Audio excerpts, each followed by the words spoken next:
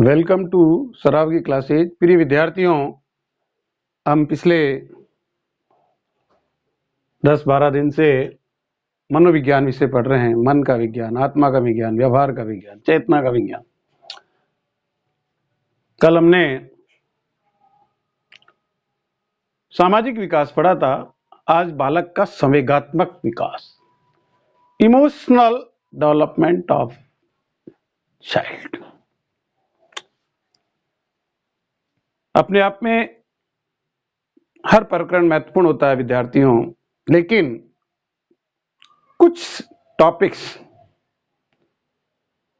नींव की इकाई होती है। जिसे मकान में नींव के लिए अपन पत्थर को, ईंट को उसकी इकाई मानते हैं। जैसे ये संवेग, पहली बात तो ये हमारी मूल प्रवृत्तियों से जुड़ा हुआ, जो मैंने मूल प्रवृत्तियां भी आपको बता दी है कि 14 मूल प्रवृत्तियां हैं। भय, क्रोध, घृणा, वात्सल्य, करुणा, दुख। ये मूलभूत है, ऑटोमेटिक है, जन्मजात है। इसलिए भारत के वेद, उपनिषद, पुराण, महाभारत, रामायण, गुरुकुल और पूर्व विश्वविद्यालय तक, क्योंकि दर्शन और मनोविज्ञान एक ही सिक्के के दो पहलू हैं। दर्शन से ही मनोविज्ञान उभर करके आया है। हमारे जो अदर फॉरेन कंट्रीज है, वहां के मनोवैज्ञानिकों ने इसको मन के विज्ञान के रूप में हमें प्रस्तुत किया, शोध किए, कार्य किए। भारत के दार्शनिकों ने दर्शन के रूप में इसको प्रकट किया। दोनों का मतलब एक ही है, लेकिन हमारे विचारों में, समझने में प्राय कमी रह जाती है। तो मेरा यह कहने का तात्पर्य है कि यदि, क्योंकि टीचर का काम होता है बालक को समझना, बालक को माली की संज्ञा दी गई है, शिक्षक को बालक को फूल की संज्ञा दी गई है। Teacher is a gardener, nursery पौधशाला में कार्य करता है। और सभी जगह, क्योंकि यहां शेषवावस्था भी है, बाल्यावस्था भी है और किशोरावस्था भी है। और संवेग तो जन्म से लेकर मृत्यु तक बने रहते हैं। आओ हम इस टॉपिक पर प्रकाश डालें कि संवेग एक जटिल भावात्मक मानसिक क्रिया है। और संवेग का मतलब होता है उत्तेजित होना, जो कि एक स्वाभाविक प्रक्रिया है।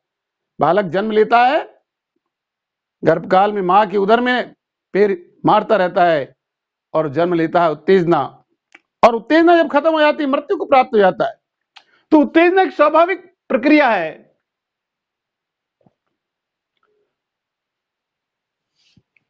तो संवेग को दो भागों में बांटा, चेतन अनुभूति और शारीरिक परिवर्तन। हमारा जो मन है वो अनुभव करता है, हमें अनुभूति होती है, हमें महसूस होता है, और फलते हमारे शारीरिक परिवर्तन होते हैं। संवेग का जो वास्तविक मीनिंग है उत्तेजित होना, तो उसमें लिखा है मैंने, क्रोध में व्यक्ति की बुद्धि काम नहीं करती है। क्रोध आ गया, क्रोध आना एक स्वाभाविक प्रक्रिया है, लेकिन क्रोध के समय हमारा विवेक हम खो देते हैं, कम हो जाता है, कभी कभी तो शून्य हो जाता है। तो वही चीज है कि क्रोध में व्यक्ति की बुद्धि काम नहीं करती, जैसे स्वाभाविक है। मैं स्वयं क्रोध का उदाहरण, तो शरीर कांपने लगता है, हृदय जोर जोर से धड़कने लगता है। तो ये एक प्रकार से क्या है, संवेग है। तो आप सभी समझ गए होंगे कि संवेग, और फिर मैं फिजिक्स का विद्यार्थी भी रहा, वेग में परिवर्तन की दर को त्वरण कहते हैं, एक्सीलरेशन कहते हैं। वस्तु में चाल आ गई, वस्तु में गति में परिवर्तन आ गया। जो चाल होता है वो अपने मंद, क्या ना, गाय मंद मंद गति से चल रही है, और जब दौड़ने लग जाती है तो उसका क्या हो गया, संवेग हो गया, भावावेश में आई। तो वेग में परिवर्तन की दर को त्वरण कहते हैं। तो फिर हमारे मनोवैज्ञानिकों ने संवेग को किस प्रकार से परिभाषित किया। रॉस महोदय ने कहा कि संवेग चेतना की वह अवस्था है जिसमें रागात्मक तत्व की प्रधानता रहती है, जिसमें कोई राग हो। क्या ना राग रस बताओ आपने। वैलेंटाइन महोदय ने कहा जब रागात्मक प्रवृत्ति का वेग बढ़ जाता है तभी संवेग की उत्पत्ति होती है। मैंने आपको बढ़ाया, गाय मंद मंद गति से चल रही है, वेग में आ गई, आवेश में आ गई और भगड़े लग गई, वो तो संवेग की उत्पत्ति हो गई उसमें। वुडवर्थ महोदय ने कहा संवेग व्यक्ति की उत्तेजित दशा है और बालक तो चंचल ही होता है। जर्सील्ड महोदय ने कहा किसी भी प्रकार से आवेश आने में भड़क उठने तथा उत्तेजित होने की अवस्था को संवेग कहते हैं। बहुत सी बार भीड़ गुजर आंदोलन चल रहा है राजस्थान में, तो क्या है, संवेग है। अपने अधिकार के लिए वो लड़ रहे हैं कि हमें हमारा अधिकार मिले, उसके लिए वो कुछ भी करने के लिए तत्पर है। पीटी यंग महोदय ने कहा कि संवेग मनोवैज्ञानिक कारणों से उत्पन्न संपूर्ण व्यक्ति के तीव्र उपद्रव की अवस्था है जिसमें व्यवहार, चेतन, अनुभव और अंतर अवयव के कार्य सैनिहित रहते, समायोजित, सैनिहित का मतलब इनर टैलेंट, सैनिहित रहते हैं। तो इस प्रकार से इन पांचों मनोवैज्ञानिकों ने संवेग को परिभाषित किया। फिर बाद में अलग अलग हम बीच में क्रो ने और सैंड ने अलग अलग रूप से परिभाषित किया, वो प्रेरक के रूप में, किसी ने स्थायी भाव के रूप में, तो हम बीच बीच में आपको बताते रहेंगे वो परिभाषा। लेकिन ये है कि अपन कोई भी चीज को कभी कभी क्या होता है कि केवल डेफिनेशन पूछी जाती है तो हमें आना चाहिए। तो इन पांचों, फिर संवेग का प्रकार। अब आप देखिए कि हमारा जो संवेग है का संबंध जो है मूल प्रवृत्तियों से होता है। मैंने पूर्व में ही बताया आपको कि ये मूल प्रवृत्तियां ही संवेग है। भय, बच्चा बहुत डरता है। क्रोध, स्वाभाविक प्रक्रिया। घृणा, वात्सल्य, करुणा, दुख, कामुकता, आश्चर्य, भूख, आत्महीनता, एकाकीपन, अधिकार भावना, कृति भाव, आमोद, हर्ष, जो भी आप उल्लास, प्रसन्नता लिख सकते हैं। ये मूल प्रवृत्तियां 14 जो मैं पूर्व में भी आपको बता चुका हूं। फिर संवेग की विशेषताओं पर आते हैं कि संवेग की बहुत सारी विशेषताएं हैं। कैरेक्टरिस्टिक्स ऑफ इमोशंस, संवेग की व्यापकता, क्योंकि ये व्यापक रूप है, उसके फलस्वरूप क्या होता है, शारीरिक परिवर्तन होता है। जो यहां बताया मैंने, चेतन अनुभूति जो व्यापकता के रूप में है और शारीरिक परिवर्तन स्वाभाविक प्रक्रिया है। तीसरा, विचार क्रिया का लोप होता है। चौथा, मूल प्रवृत्तियों से संबंध, यानी संवेग मूल प्रवृत्तियों से पूर्ण रूप से जुड़ा हुआ है। बिना मूल प्रवृत्तियों के लिए हम संवेग को समझ ही नहीं पाएंगे। फिर आता है इंडिविजुअलिटी, वैयक्तिकता, सब में अलग अलग होता है संवेग, क्योंकि किसी में क्रोध ज्यादा होता है और किसी में क्रोध बिल्कुल दिखाई नहीं देता। संवेगों की अस्थिरता, अब अस्थिरता है तो भी परिणाम जानने पड़ेंगे। संवेगों का स्थानांतरण, सुख या दुख के भाव निहित होना, संवेग में क्रियात्मक प्रवृत्ति का होना, ये संवेग की विशेषताएं हैं। इसके आधार पर अब हम अलग अलग स्टेज, जो हमारी शेषावस्था 0 से 5 साल तक, बाल्यावस्था 6 से 13 साल तक, किशोरावस्था 13 से 18, जो भी। तो शेषावस्था में बालक जन्म लेता है, जन्म के समय उसमें उत्तेजना, आप देखिए जन्म लेते ही वो भूख के लिए त्राई त्राई करने लग जाता है और अपन एक्टिव, बालक बड़ा चंचल है। पहला वर्ड अपने ही बोलते हैं, गंडोला को नहीं, मारवाड़ी में कहते हैं गंडोला नहीं है। 3 मास का जब बालक हो जाता है तो उसे उत्तेजना तो रहती है और कष्ट भी वो महसूस करता है, या सर्दी लग रही है, हवा चल रही है, या मक्खी मच्छर, जो भी उसे वातावरण से कष्ट मिलता है वो उसका अनुभव करता है। प्रसन्नता, दूध मिल जाता है, भूख शांत हो जाती है, नींद अच्छी आ जाती है, उसके बाद बालक का चेहरा कमल के समान खिलावा दिखाई देता है। तो यानी 3 गुण 3 मास के बालक में हमें दिखाई देते हैं। तो आप ऐसे भी याद रखिए, 3 मास के बालक में 3 गुण विशेष रूप से दिखाई देते हैं। उत्तेजना, दूसरा कष्ट, तीसरा प्रसन्नता। 6 मास का जब बालक हो जाता है तो उसे उत्तेजना तो रहती है, उत्तेजना तो जन्म से लेकर मृत्यु तक बनी रहेगी, नहीं तो फिर मतलब ही नहीं। कष्ट उसको महसूस होता है, प्रकृति में प्रत्येक प्राणी को रहता है। प्रसन्न, फिर उसमें थोड़ी सी जब समझ आ जाती है, वो किससे नफरत करता है, उसके मतलब की बात नहीं होती है या उसका मतलब सिद्ध नहीं हो रहा है, वो बोल नहीं पाता, लेकिन वो मन ही मन घृणा करता है, क्रोध प्रकट करता है। तो ये इस प्रकार का भावना उसमें डेवलप हो जाती है। जब बालक इस प्रकार के 7-8 में करता है, 12 महीने में उत्तेजना तो है ही, कष्ट है, प्रसन्न है, आनंद की अनुभूति करता है, क्योंकि वो चलने लग जाता है, थोड़ा आवाज निकालने लग जाता है, घुटनों से वो खड़ा हो जाता है, स्नेह के भाव भी प्रकट करता है अपनी परिचित से। और नहीं तो जानवर होते हैं, कुत्ते के पिल्ले हैं, उसको खिलाएगा, देखेगा।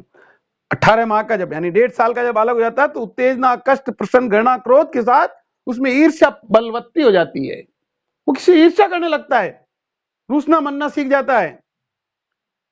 स्नेह और बहुत सी बार उसका मन प्रसन्न होता है, नींद पूरी है, भूख नहीं है, तो स्नेह के भाव प्रकट करता है।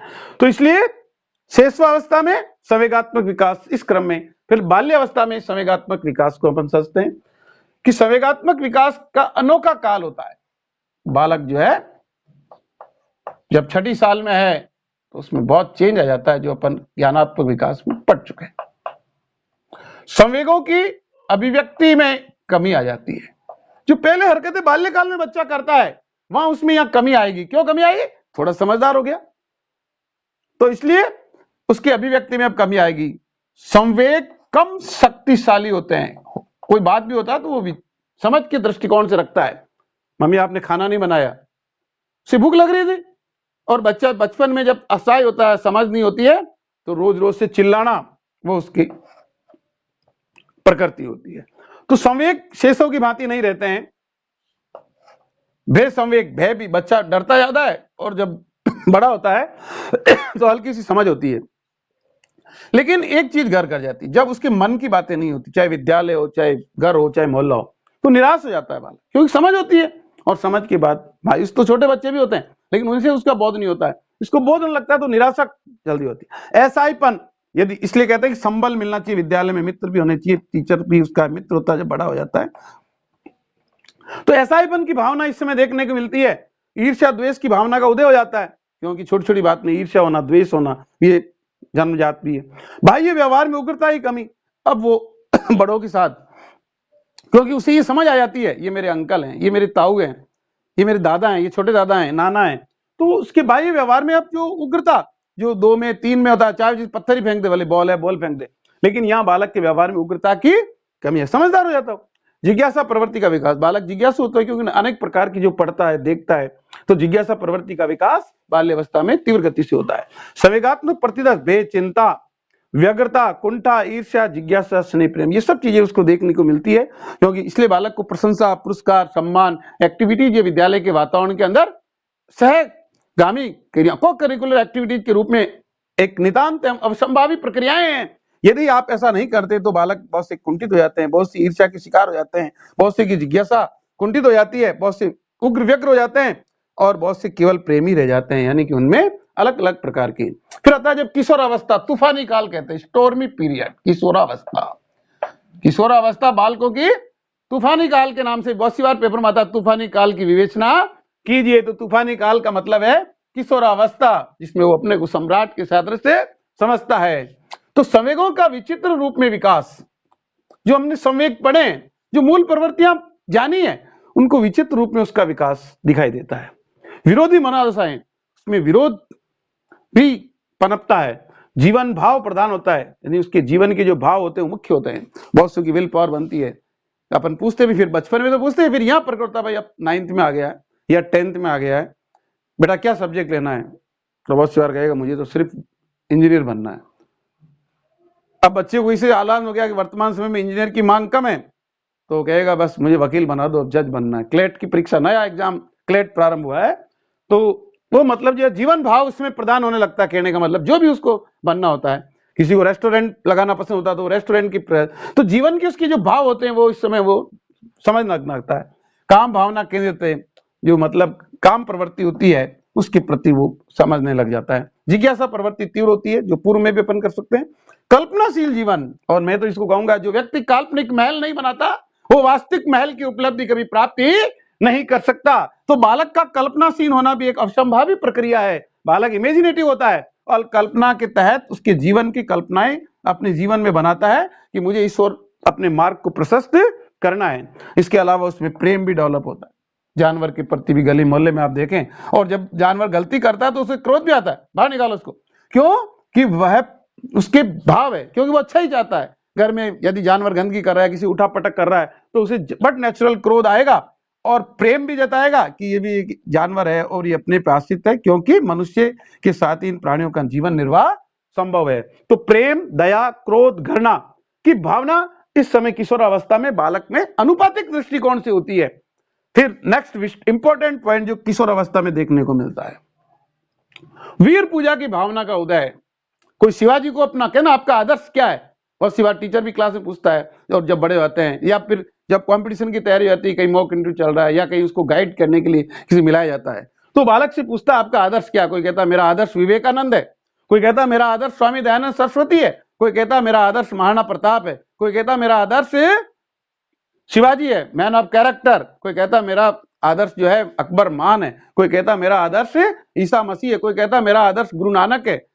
तो अलग अलग धर्मावलंबी अलग अलग धर्म संप्रदाय के दृष्टिकोण से जो बालक जिस धर्म से बिलोंगिंग होते हैं, और बिना उससे भी ऐसा नहीं कि धर्म विशेष से जब किसी को लगाव एपीजे अब्दुल कलाम से होता है, मुझे तो एपीजे अब्दुल कलाम की तरह मिसाइल मैन बनना है, जो एक मिसाइल मैन जिसने जीवन में अपने साथ की हाई थिंकिंग प्लान लिविंग के आधार पर राष्ट्रपति के पद को सुशोभित किया, जो कि ज्यादा दूरी भी नहीं है, बालक जो समझ में है तो सब समझते हैं। तो वीर पूजा की भावना का उदय इस समय बालक में किशोरावस्था में होता है और संवेग इसके रिजल्ट्स हैं।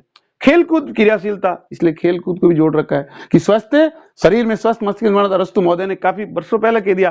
तो खेलकूद में क्रियाशीलता भी इन सब होती है। तो मैं यहां तक समझता हूं कि संवेग को यदि आपने डीपली समझने की कोशिश की तो आपके जिस जिस स्तर के टीचर हैं, डीएलएड करे हुए, बीएसटीसी करे हुए, जो प्राइमरी में चाहे एनटीटी के हैं, उन सबको इन चीजों का जब बोध होता है, इसलिए ट्रेनिंग में आप लोगों को मनोविज्ञान को, चाहे चाइल्ड साइकोलॉजी हो, चाहे मतलब जो है एडल्ट साइकोलॉजी हो, और चाहे अन्य स्तर पे जो कॉमन साइकोलॉजी, एजुकेशन साइकोलॉजी से हम कहते हैं, को सिखाया पढ़ाया जाता है, जिससे कि आपको बच्चों की नब्ज नाड़ी जिसे कहते हैं, वेद के पास जाते हैं, नाड़ी वेद्य नाड़ी को देख करके उस शरीर के विकार को पहचान जाता है और उसके अनुसार पुड़िया देता है, जो उसके जो रसायन होते हैं उनको प्रदान करता है। ठीक उसी प्रकार से बालकों की नाड़ी वेद्य शिक्षा के दृष्टिकोण से, जिसे मतलब आप राष्ट्र निर्माण में अच्छे नागरिक को तैयार करते हैं, बालक कच्चे घड़े के समान होता है। तो ये सब चीजें जब हमें बोध होता है तो हम बच्चों को आसानी से पहचान करते हैं, उनको आइडेंटिफाई करते हैं, उनको तराशते संवारते हैं। अब आगे आता है कि इन जो संवेगात्मक जो चीजें रही है उनको प्रभावित करने वाले कारक के कौन कौन से होते हैं। पहला तो स्वास्थ्य, जिसको मैं बार बार बोलता हूं कि स्वस्थ शरीर में ही स्वस्थ मस्तिष्क से निवास करता है। यदि हमारी बॉडी हेल्थी नहीं है तो हमारा ब्रेन हेल्थी नहीं होगा। तो स्वास्थ्य पे, इसलिए हेल्थ और हाइजीन में विटामिन, मिनरल्स, ये सभी चीजें, बैलेंस डाइट और पोषाहार हमारे यूएनओ के माध्यम से जो हमारे केंद्र विश्व पटल पर इस चीज का निर्णय लिया गया है कि बच्चे यदि कुपोषित रहेंगे तो बच्चे कभी संबल नहीं बन पाएंगे। तो इसलिए स्वास्थ्य पहला कारक है जिसके द्वारा भी हमारा विकास प्रभावित होता है। थकान, अब यदि हम कुपोषित है तो थोड़ी मेहनत करते थकान जाए। हमारे मारवाड़ी में कहते हैं मक्खी बैठ गई कि बेटा उड़ा ले, क्या काका एक और बैठ गई, यानी कि बालक इतना कमजोर है कि मक्खी उसे परेशान कर रही है। और वही घोड़े को देखिए आप, घोड़े पे मक्खी बैठे, पूंछ से ऐसा सपाटा मारता, पहले तो उसकी बैठने की हिम्मत ही नहीं होती, क्योंकि वो ऊर्जा का प्रतीक है, हॉर्स पावर है। एक अश्व बराबर 746 वाट, यानी कि घोड़े के समान बनना है, जो हमारे विकास के द्योतक हैं। तो थकान जब नहीं होगी, जब बालक के हष्ट पुष्ट होगा, हेल्दी होगा, चंचल होगा। बुद्धि अलग अलग लेवल की होती है, लेकिन उस बुद्धि को हम बैलेंस रख सकते हैं। जन्मजात बुद्धि तो होती है, कुछ गॉड गिफ्टेड होते हैं, कुछ क्रिएटिव होते हैं, कुछ एवरेज होते हैं, कुछ डल होते हैं और कुछ बैकवर्ड होते हैं।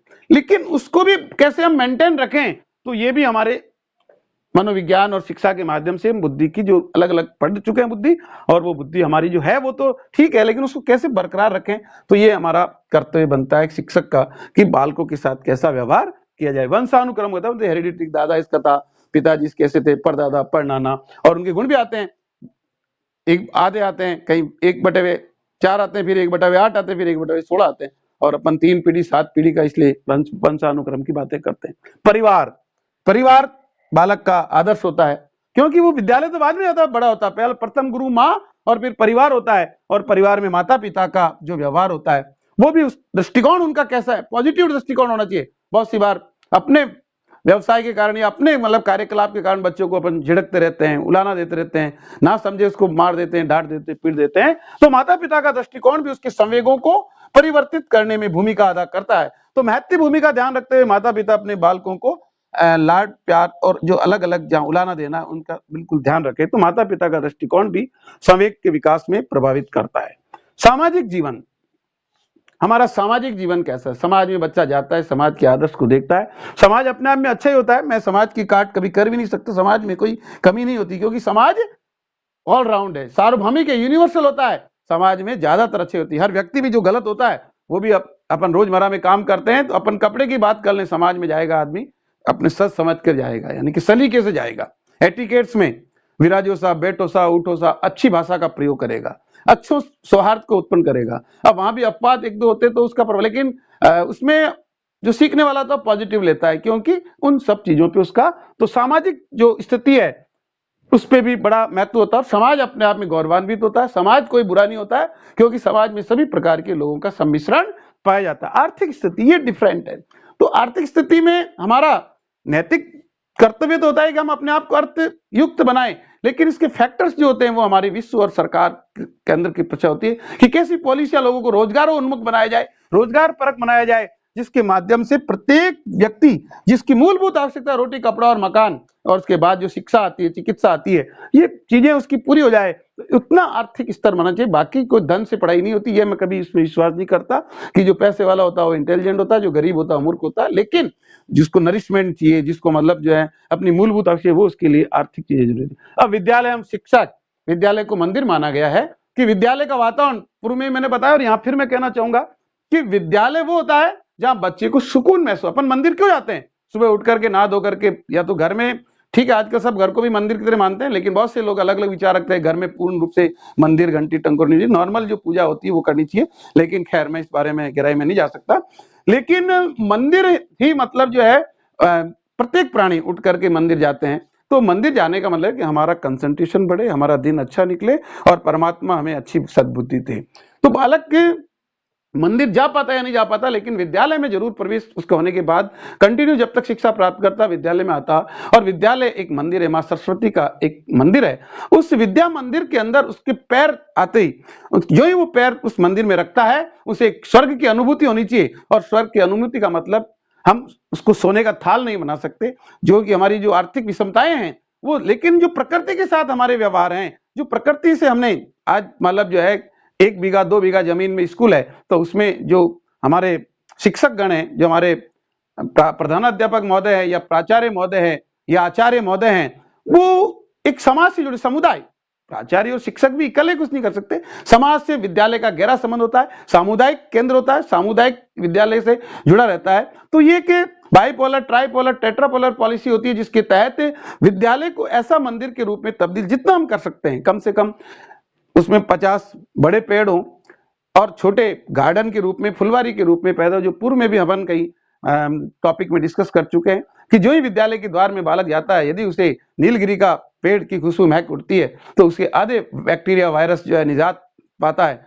और यदि थोड़ा आगे बढ़ता है और जो मतलब अपन हजारे के पौधे बोलते हैं या फुलवारी के पौधे होते हैं, उसकी महक, मरवे के पौधे की महक उसके माइंड को तरोताजा करती है। और यदि वो रेली और मेहंदी के पास घूमता है, क्योंकि बालक को अपन प्रेयर कराते हैं कहीं जो है विद्यालय के अंदर, उसको घूमने का भी एक प्रोसेस है कि 15 अगस्त 26 जनवरी के टाइम तो परेड की तैयारी करवाते हैं, लेकिन वैसे भी एक ग्राउंड विद्यालय में बालकों को करवाए जाते हैं। मैंने तो बहुत सी जगह देखा है और हमारे मनोविज्ञान के इतिहास में भी।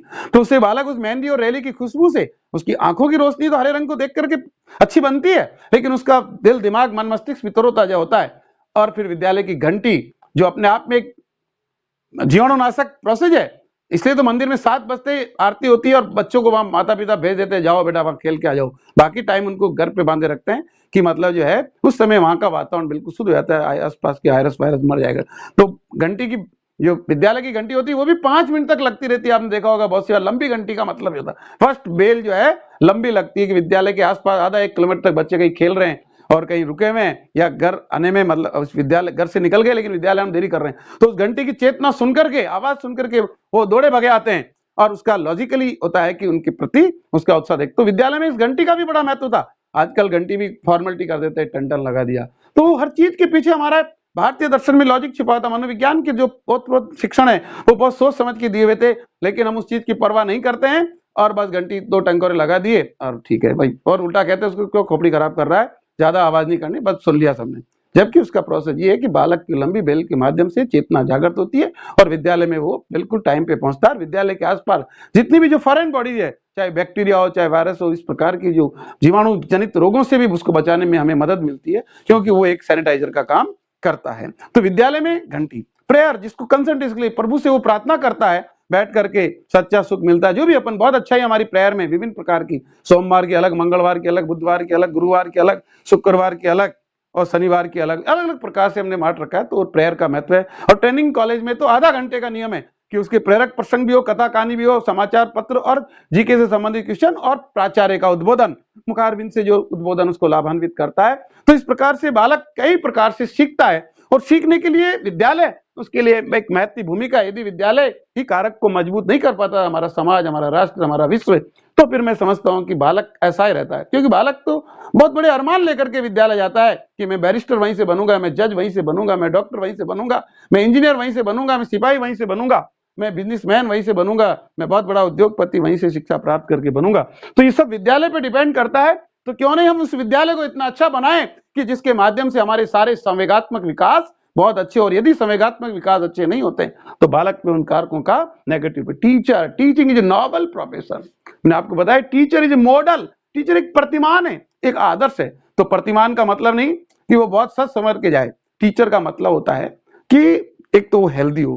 हेल्दी का मतलब स्वस्थ शरीर, उसका श्रम का स्वस्थ है। यदि मैं ही रोगी हूं तो दूसरों को क्या ठीक करूंगा। तो स्वस्थ शरीर टीचर का होना अवश्य नितांत एक महत्वपूर्ण बिंदु है।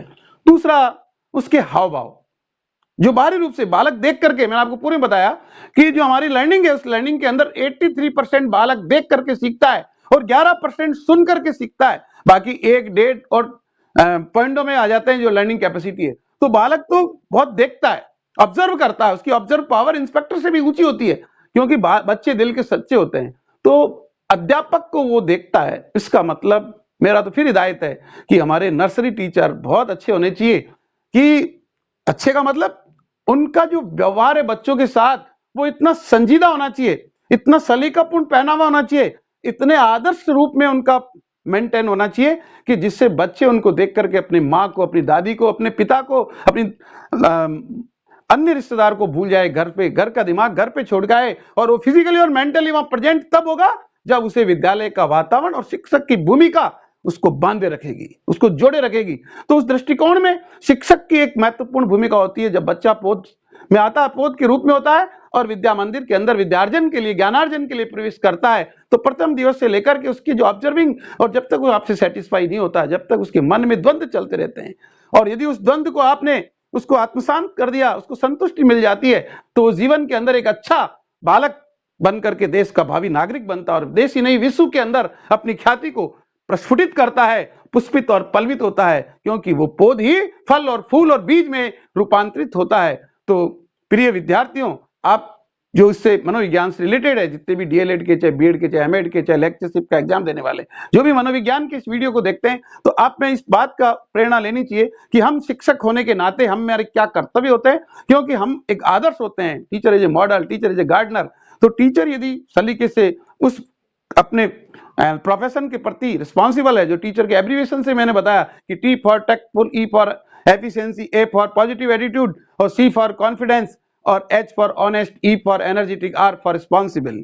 तो स्टूडेंट से फिर आप अपेक्षा करेंगे, प्रथम आदर्श आप हैं, पर स्टूडेंट को आप डालेंगे बेटा विनम्र होना चाहिए। किसके माध्यम से? प्रेयर के माध्यम से, बार बार एक्टिविटीज के माध्यम से बालक धीरे धीरे नतमस्तक होता चला जाता है। और नतमस्तक जो बालक होता है, विद्या ददाति विनम्र, विनम्रता विद्या का प्राप्त करने का एक द्योतक है। बिना द्योतक के किसी भी चीज, जब आप शेर को पकड़ने के लिए भी पिंजड़े में बकरी को बांधा जाता है, बकरे को बांधा जाता है कि शेर उसका आकर्षण करके, क्योंकि वो उसका भोजन है और भोजन को प्राप्त करने के लिए राक्षस भी लालायित रहते हैं। तो शेर जो जंगल का राजा है, वो एक मामूली बकरी के माध्यम से उस पिंजड़े में आकर के कैद हो जाता है। तो वो तो चंचल बालक है जो पढ़ने के लिए विद्यालय में प्रवेश लेता है। टीचर्स यदि उसका आदर्श है, टीचर्स उस आदर्श के दृष्टिकोण से कार्य करता है, तो निश्चित रूप से बालक उस अभिभूत होकर के अपने सर्वांगीण विकास को प्रकट करता है और सर्वांगीण विकास ही शिक्षा का अंतिम उत्पाद होता है। ऑलराउंड डेवलपमेंट ऑफ एजुकेशन, शिक्षा के माध्यम से बालक का सर्वांगीण विकास तभी होगा जब इन सब फैक्टर्स को अपन फॉलो करते हैं। आज हम बहुत से विद्यालयों में देखते हैं, मैं यहाँ काट करने के लिए खड़ा नहीं हुआ, लेकिन कहीं वाचनालय नहीं, कहीं पुस्तकालय नहीं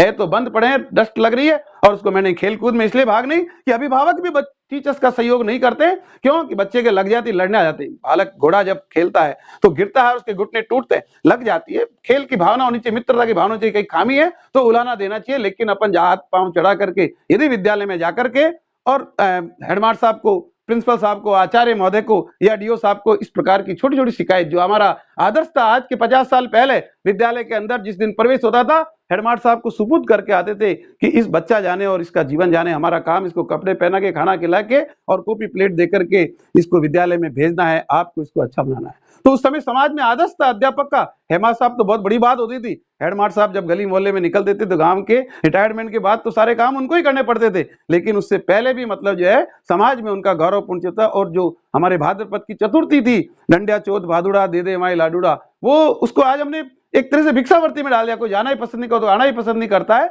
एक बड़ा लॉजिक था, समाज के साथ विद्यालय जुड़ा हुआ था। माताएं और हमारे जो मुख्य पुरुष प्रधान भारत था, तो उसके अंदर जितने भी जो लोग होते थे, कोई उसको खीर खिलाते थे बालकों को, और कोई उनको मतलब नारियल, और कोई उनको खोपरा भेंट करते थे, और बालकों का, अध्यापकों का स्वागत करते थे। क्या आदर्श हमारे इस भारतवर्ष का था, जिसको विदेशी जो देश हैं वो देख करके अपनाने की कोशिश कर रहे हैं, लेकिन हम इन संवेगों को पीछे की ओर ले आ रहे हैं कि हमारे इन प्रतिक्रियाओं को किस प्रकार से उस रूप में ढाला जाए जिसके द्वारा बालक जो है सर्वांगीण विकास की ओर प्रेरित हो। क्योंकि ये कोई कुल्फी बनाने के सांचे नहीं है।